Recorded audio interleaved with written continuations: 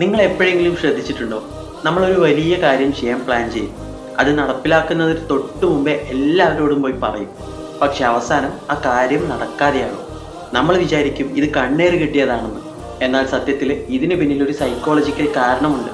നമ്മൾ പ്ലാനുകൾ മറ്റുള്ളവരോട് പറയുന്നത് ആ പ്ലാൻ പരാജയപ്പെടാൻ കാരണമായേക്കും. ഇതിന്റെ പിന്നിലെ ലോജിക് എന്താണെന്ന് നോക്കാം. ഇതിനെ സൈക്കോളജിയിൽ ഐഡന്റിറ്റി ക്ലോഷർ എന്ന് വിളിക്കുന്നു. നമ്മളൊരു ലക്ഷ്യം മനസ്സിൽ വെക്കുമ്പോൾ അത് നേടാനായി നമ്മുടെ തലച്ചോറിൽ ഒരു ചെറിയ സമ്മർദ്ദം ഉണ്ടാക്കും.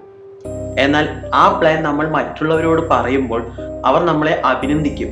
ആ അഭിനന്ദനം കേൾക്കുമ്പോൾ നമ്മൾ ആ കാര്യം ചെയ്തു കഴിഞ്ഞു എന്നൊരു തെറ്റായ സന്ദേശം തലച്ചോറിന് ലഭിക്കും. അതോടെ നമ്മൾ എന്താണോ വിചാരിച്ച് ആ ലക്ഷ്യം പൂർത്തിയാക്കാനുള്ള ആവേശം പകുതിയായിട്ട് കുറയും. നമ്മുടെ തലച്ചോറിന് കഠിനാധ്വാനം ചെയ്യുന്നതും അഭിനന്ദനം കേൾക്കുന്നതും ഒരേപോലെയാണ് തോന്നുന്നത്. പ്ലാൻ പറയുമ്പോൾ കിട്ടുന്ന ആ സന്തോഷം കൊണ്ട് തലച്ചോർ വിചാരിക്കും പണി കഴിഞ്ഞു എന്ന്. അതുകൊണ്ട് പിന്നീട് ആ ജോലി ചെയ്യാൻ മടി തോന്നും. അതുകൊണ്ടൊക്കെയാണ് വലിയ കാര്യങ്ങൾ ചെയ്യുന്നവർ അത് രഹസ്യമായി വെക്കുന്നത്.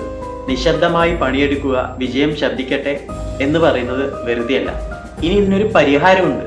നിങ്ങളുടെ ലക്ഷ്യങ്ങൾ ആരോടെങ്കിലും പറയണമെന്നുണ്ടെങ്കിൽ ഞാൻ ഇത് ചെയ്യാൻ പോവുകയാണ് എന്ന് പറയുന്നതിന് പകരം ഞാനിത് ചെയ്യാൻ കഷ്ടപ്പെടുകയാണ്, എന്നൊന്ന് ശ്രദ്ധിക്കണേ എന്നൊക്കെ പറയാം. അപ്പോൾ ആ ഉത്തരവാദിത്വം നിലനിൽക്കും. പ്ലാനുകൾ രഹസ്യമാക്കി വെച്ചാൽ അത് വിജയിക്കാനുള്ള സാധ്യത 90% കൂടുതലാണ്.